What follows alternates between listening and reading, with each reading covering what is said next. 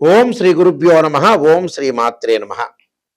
దేవగురువైన Brihaspati June 2వ తారీఖు రాత్రి 1:50 తన సొంత నక్షత్రమైన పునరసు నక్షత్రంలో ఉచ్చస్థానమైన కర్కాటక రాశిలోకి ప్రవేశం జరుగుతుంది. జూలై 17 వరకు కూడా కర్కాటక రాశిలో ఉండటం, జూలై 17వ తారీఖు నుంచి మళ్ళీ దేవగురువైన బృహస్పతి రవితోటి కంజంక్షన్ అయి అస్తమయం జరుగుతుంది. అంటే జూలై 17వ తారీఖున రాత్రి 7:17 వరకు కూడా అస్తమయం లేకుండా గురువు తన సొంత నక్షత్రమైన కర్కాటక రాశిలో ఉండటం వల్ల మేషాది ద్వాదశ రాశుల వాళ్ళకి ఎలాంటి ఫలితాలు జరగబోతున్నాయి అంటే 46 రోజుల పాటు. మళ్ళీ జూలై 17వ తారీఖున కర్కాటక రాశిలోనే గురువు ఉంటాడు. కానీ రవి గురువు యొక్క కంజంక్షన్ వల్ల కూడా ఫలితాలు మారిపోయే అవకాశం ఉంటుంది. అంటే ఈ 46 రోజుల పాటు ఏ విధంగా ఉండబోతుంది మేషాది ద్వాదశ రాశుల వాళ్ళకి? గురువు ధనకారకుడు, సంతానకారకుడు, యశస్కారకుడు, కీర్తి, విద్య, ఉద్యోగము, గౌరవ మర్యాదలు, అలానే ప్రతి విషయంలో కూడా మనం గురుబలం కావాలనుకుంటాం. మనం వివాహాది సంబంధాల విషయాల్లో కానీ గోచారరీత్యా అంటే గురుబలం అనేది బాగా ఉంటే మనకు అన్ని పనులన్నీ కూడా సర్వత్రా విజయం లభించే అవకాశం ఎక్కువ ఉంటుంది. అందులో ధనకారకుడు, అలానే జ్యోతిష్శాస్త్ర ప్రకారంగా ద్వితీయ భావకారకుడు అవుతాడు. అంటే ధన, వాక్కు, కుటుంబానికి సంబంధించిన కారకుడు గురువు. అలానే పంచమ భావాధిపతి కూడా గురువే. భాగ్య లాభాధిపతులు, భావానికి కూడా అధిపతులు కూడా గురువే అవుతాడు ఇక్కడ.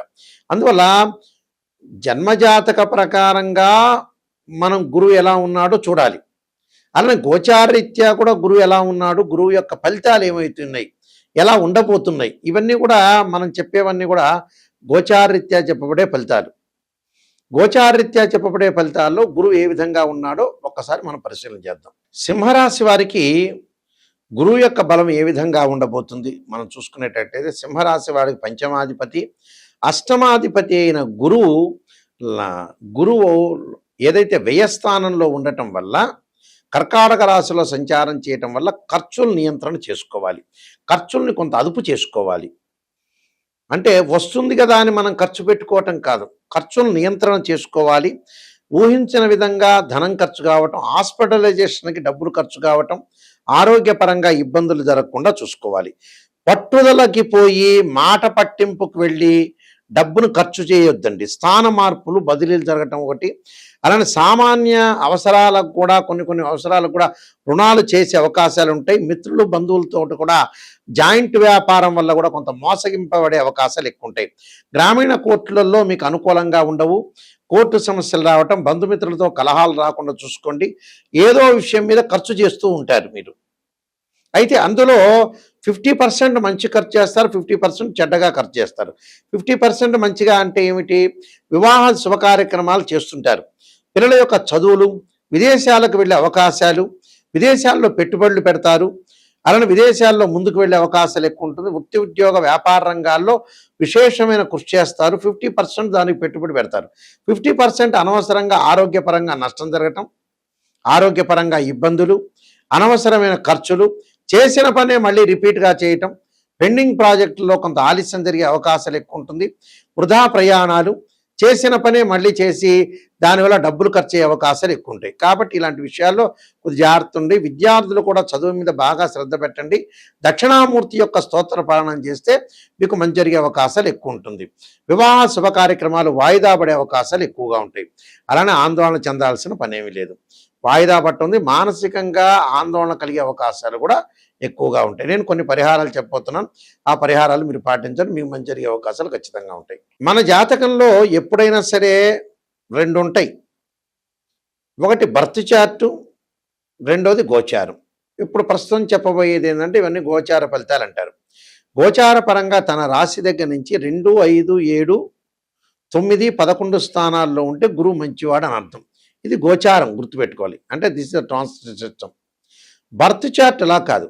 మన బర్త్ చార్ట్లో మన జన్మజాతకాన్ని తీసుకుని మ్యాథమెటికల్ క్యాలిక్యులేషన్ వేసి బర్త్ చార్ట్లో 6, 8, 12 స్థానాల్లో గురువు ఉండకూడదు. అంటే 6వ స్థానం, 8వ స్థానం, 12వ స్థానంలో గురువు ఉంటే డబ్బు పరంగా ఆర్థిక సంబంధాల విషయంలో కొంత ఇబ్బందులు కలిగే అవకాశాలు బాగా ఎక్కువ ఉంటాయి. అంటే డెవలప్మెంట్ ఉండదు అని అర్థం. గురువు రాహుతో కానీ కేతువుతో కానీ శనితో కానీ కలిసి ఉండకూడదు.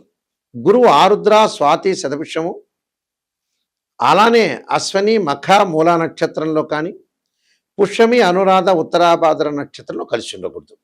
అంటే రాహుతో కానీ కేతువుతో కానీ శనితో కానీ కంజంక్షన్ కాకూడదు. 6, 8, 12 స్థానాల్లో జన్మజాతక రీత్యా ఉండకూడదు. గోచారరీత్యా మళ్ళీ విధానం వేరు, దాని కండిషన్ వేరు.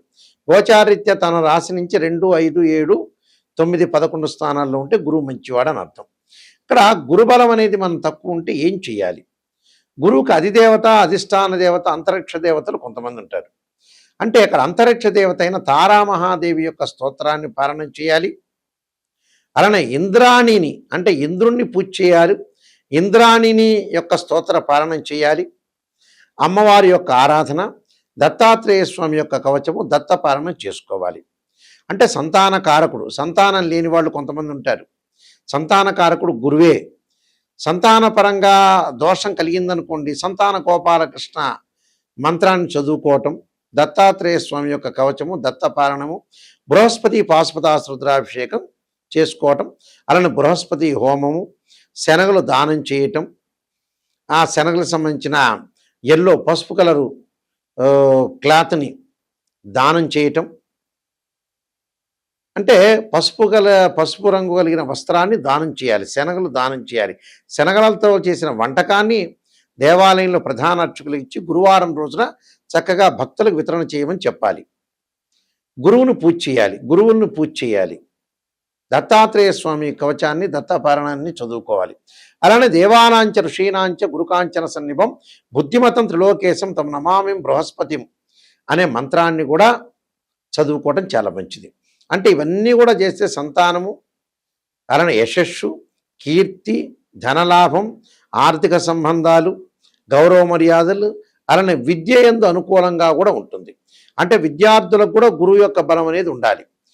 విద్యార్థులకు కూడా బలం ఉండాలంటే గురువు యొక్క ఆరాధన చేయాలి. అలానే దక్షిణామూర్తి స్తోత్రాన్ని పాలన చేయాలి. చేయటం వల్ల మనకు మంచి ఫలితాలు జరిగే అవకాశాలు ఖచ్చితంగా ఉంటాయి. అయితే నేను కాలసర్పయోగ చంద్రిక, రాహుకేతులు, ఛాయాగ్రహాలు, అలానే స్వప్నశాస్త్రము, పుత్రగణపతి వ్రతము, బృహత్ పరిహార సింధు, జాతక చంద్రిక, వివాహ మార్తాండము, అలానే నవగ్రహ దోషాలకు 12 మహావిద్యలు, సర్వదేవతా గోత్రలు ప్రవలు పార్ట్ 1, పార్ట్ 2, ఇలాంటి చాలా గ్రంథాలన్నీ కూడా నేను రాశాను. ప్రొడక్షన్ ఆఫ్ ఆస్ట్రాలజీని ఇవన్నీ కూడా రాజమండ్రి వారి మోహన్ పబ్లికేషన్ వారి దగ్గర ఇవన్నీ కూడా గ్రంథాలన్నీ దొరుకుతాయి. ఈ గ్రంథాలు కావాల్సిన వాళ్ళు కూడా నన్ను సంప్రదించవచ్చు. అలానే ఎప్పుడైనా సరే జాతకాన్ని చూపించుకునేటప్పుడు ఎవరైనా సరే మమ్మల్నే కాదు ఎవరిని మీరు ఆస్ట్రాలజర్ని అప్రోచ్ అయినా ఫస్ట్ నెగిటివ్ తెలుసుకోవాలి. పాజిటివ్ తెలుసుకోవటం కాదు, పాజిటివ్ మీకే తెలుసు, మా దగ్గర అవసరం లేదు. నిజం చెప్పాలంటే మమ్మల్ని అప్రోచ్ అవ్వాల్సిన అవసరం లేదు. ఇన్ ఫ్యూచర్లో ఏదైనా ప్రాబ్లం జరుగుతుందా, లేదా గతంలో మళ్ళీ రిపీట్ అవుతాయి ఆ ప్రాబ్లమ్స్, ప్రజెంట్ ఇప్పుడున్నది రేపు ఉండదు, రేపు ఉన్నది ఎల్లుండి ఉండదు. జాతకాన్ని కరెక్ట్గా అనాలిసిస్ చేసుకోవాలి. 16 లగ్న కుండలు ఉంటాయి, డివిజనబుల్ చార్ట్స్. ఒక అబ్బాయికి వివాహం కాలేదు అని అంటే, అమ్మాయికి వివాహం, అబ్బాయి వివాహం కాలేదంటే రాశిచక్రము, నవాంశము, భావచక్రం, దశలు, అంతర్దశలు. వృత్తిపరంగా ప్రొఫెషనల్ అనుకూలంగా లేదా రాశిచక్రము, దశమాంశ చక్రము, భావచక్రం, దశలు, అంతర్దశలు. సంతానం కలగట్లేదా రాశిచక్రము, సప్తమాంశము, భావచక్రము, దశలు, అంతర్దశలు. ఇలాంటి మ్యాథమెటికల్ క్యాలిక్యులేషన్ చేయాలి. కొన్ని సందర్భాల్లో గురువు మకర రాశిలో ప్రతి వాళ్ళకి కూడా ఎవరికైనా సరే జ్యోతిష్ శాస్త్రం ప్రకారంగా గురువు 5 డిగ్రీల వరకు నీచ్ అంటారు మకర రాశిలో. అదే 5 డిగ్రీల తర్వాత పరమనీచ్ అంటారు. అంటే అక్కడ నీచ స్థానంలో ఉందే, ఉచ్చ స్థానంలో ఉందో చూసుకోవాలి. ప్రజెంట్ ఇప్పుడు కర్కాటక రాశిలో గోచారరీత్యా ఎవరికైనా సరే ఇప్పుడు పుట్టిన వాళ్ళకి కానీ, గోచారరీత్యా కానీ, భర్త చార్ట్ ప్రకారంగా కానీ గురువు కర్కాటక రాశిలో ఉచ్చ స్థానంలో ఉన్నాడు. పునర్వసు నక్షత్రంలో ఉండటం చాలా మంచిది. అయితే అందరికీ మంచిది కాదు, అందరికీ చెడ్డది కాదు. కొంతమందికి మంచిది, కొంతమంది చెడు ఫలితాలు, కొంతమంది మిశ్రమైన ఫలితాలు వస్తాయి. కాబట్టి ఇక్కడ గురుబలం అనేది ఉందా లేదని చూసుకోవాలి. చూసుకొని మీరు ముందుకు వెళ్ళాలి. అలానే 16 లగ్న కుండలు అనాలిసిస్ చేసి జీవితం అనేది ఎలా ఉందో నిజాన్ని తెలుసుకోవాలి. నిజాన్ని తెలుసుకోలేదనుకోండి మనం అసత్య ధోరణిలో ఉన్నట్టే, మనల్ని మనం మోసం చేసుకున్న వాళ్ళం అవుతాం. ఓపెన్గా చెప్పాలంటే.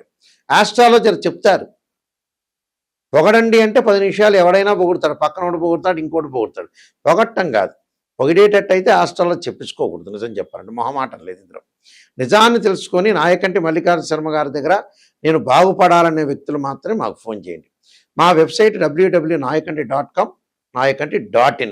ఆ స్క్రీన్ మీద స్క్రోలింగ్ అవుతున్న నెంబర్కి మాకు ఫోన్ చేసి మీరు తెలుసుకోవచ్చు. మీ అందరికీ కూడా శ్రీ పరమేశ్వరుడి యొక్క కరుణాకటాక్షం ఉండాలని, శ్రీ పరమేశ్వరి యొక్క అమ్మవారి యొక్క కరుణాకటాక్షం ఉండాలని ఆశిస్తూ సర్వే జనా సుఖినో భవంతు.